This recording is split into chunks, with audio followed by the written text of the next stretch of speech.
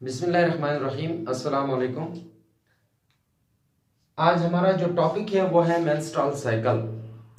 अब आज के इस लेक्चर में हम लोग मेंस्ट्रुअल साइकिल के पूरे फेजेस डिस्कस करेंगे। जो प्रीवियस वीडियो थी उसमें हम लोगों ने बात की थी रिप्रोडक्टिव साइकिल में मेंस्ट्रुअल साइकिल का सिर्फ के सिर्फ इंट्रोडक्शन। आज मेंस्ट्रुअल साइकिल के फेजेस की बात करेंगे। तो फेजेस की जब बात करते हैं तो सबसे पहला फेज हमारे पास है मेंस्ट्रुअल फेज। ये जो मेंस्ट्रुअल फेज है ये 4 से 5 दिनों का फेज होता है। इस फेज में ब्लीडिंग होती है, तो इस ब्लीडिंग फेज का नाम है हमारे पास मेंस्ट्रुअल फेज। तो नॉर्मली 4 से 5 दिन, लेकिन ये बाज़ औक़ात जो है 6 दिनों तक भी ब्लीडिंग हो सकती है।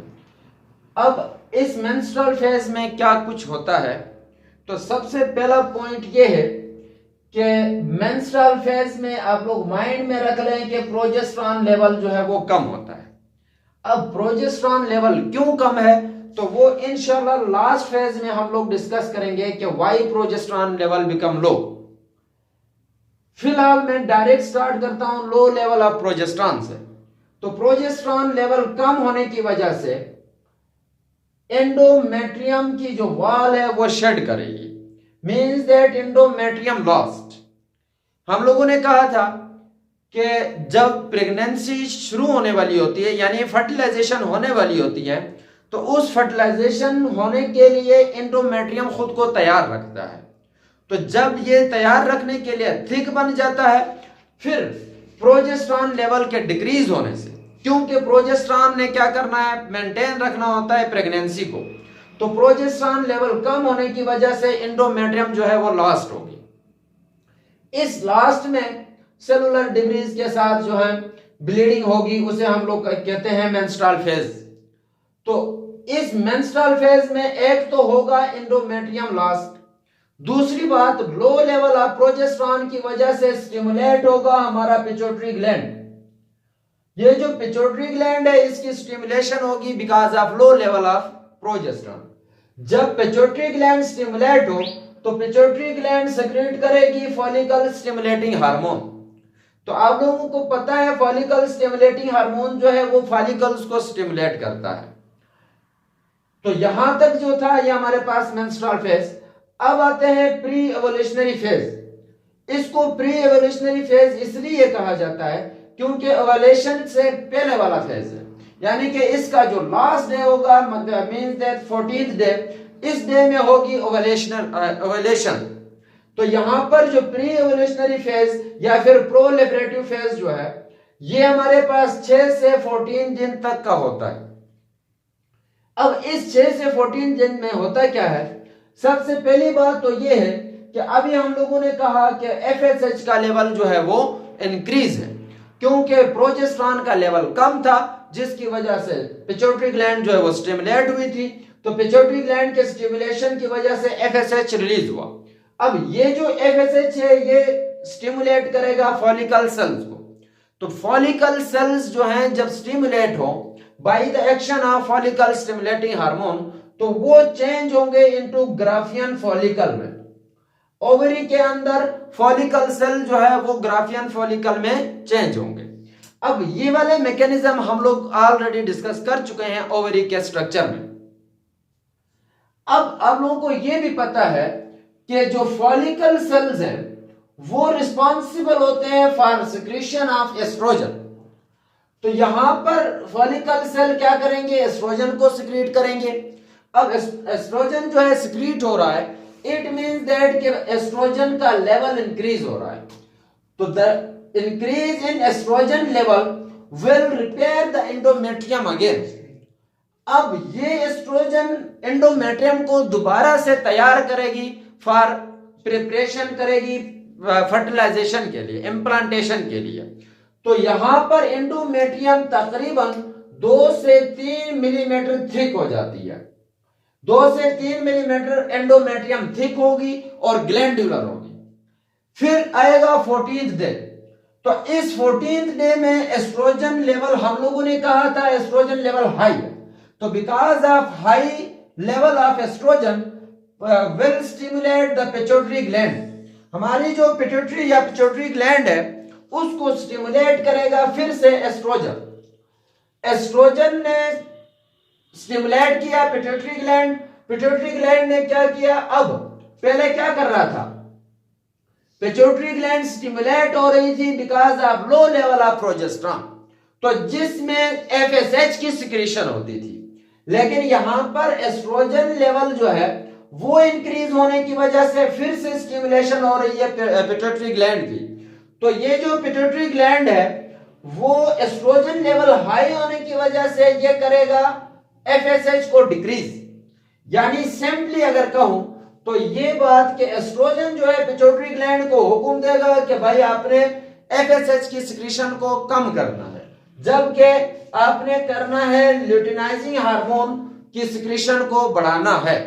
तो यहां पर जब ल्यूटिनाइजिंग हार्मोन की सिक्रीशन होगी तो इसका रिजल्ट होगा हमारे पास ओवुलेशन। तो ओवुलेशन में ये जो ग्राफियन फॉलिकल था वो कन्वर्ट हो जाएगा किसके अंदर, कार्पस ल्यूटियम के अंदर, और कार्पस ल्यूटियम के अंदर कन्वर्ट होते वक्त इस ग्राफियन फॉलिकल से सेकेंडरी oocyte जो है वो रिलीज होगा, सेकेंडरी oocyte रिलीज होगा। इस प्रोसेस का नाम हमारे पास है ओवुलेशन या फिर ओवुलेशन।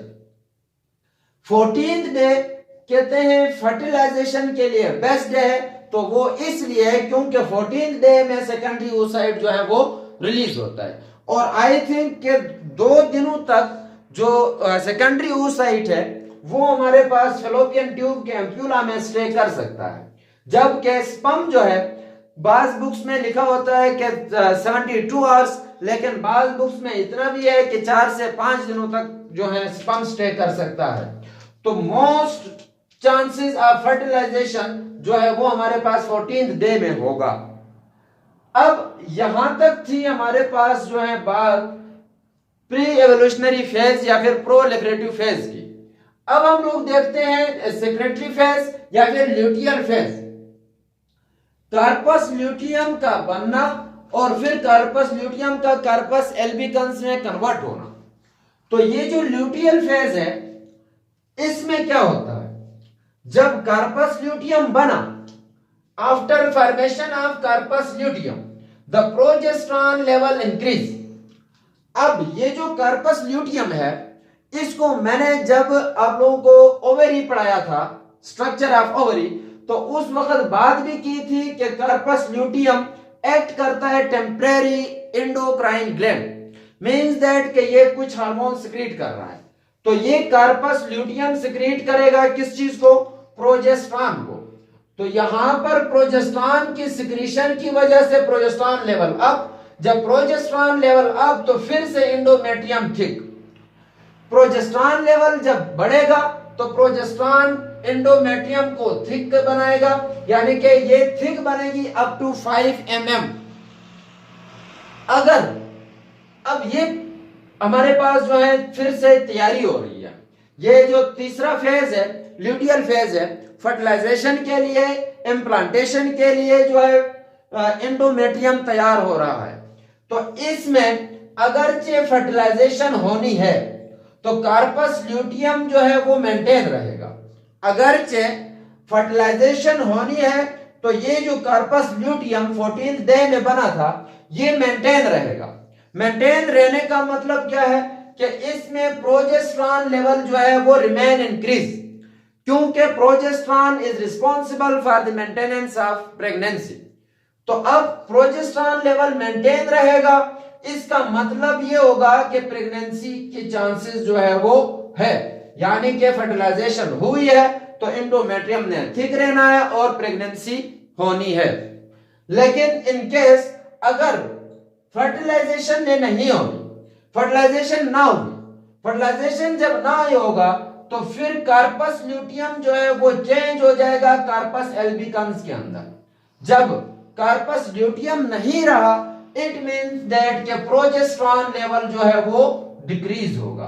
तो यहां पर मैंने बात की थी, बात शुरू की थी लो लेवल ऑफ प्रोजेस्टेरॉन, यानी कि प्रोजेस्टेरॉन लेवल लास्ट में जब फर्टिलाइजेशन नहीं हो रही होती है तो ये फिर से क्या हो रहा है, डिक्रीज हो रहा है। जब प्रोजेस्टेरॉन लेवल डिक्रीज हो रहा है तो फिर से मेंस्ट्रुअल सेल्स यानी कि मेंसेस जो है वो शुरू हो जाएंगे 4 से 5 दिनों का।